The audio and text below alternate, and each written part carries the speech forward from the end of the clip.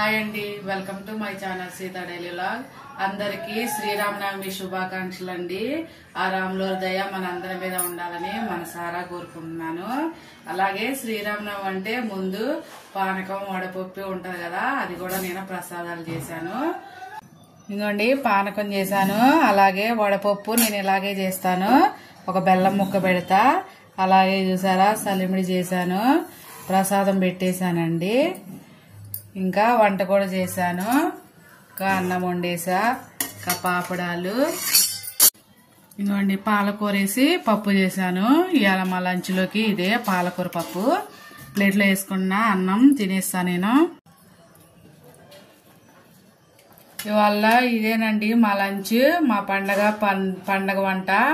చాలా బాగుంది. పానకం సలివిడి, అలాగే మధ్యాహ్నం అన్నంలోకి పాలకూర పప్పు చేశాను కదా, అలాగే అప్పడాలు కూడా చేశాను.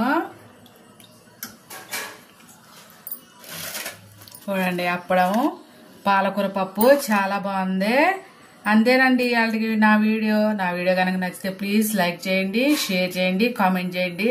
ప్లీజ్ సబ్స్క్రైబ్ చేసుకోవడం మర్చిపోకండి. ఉంటానండి, బాయ్.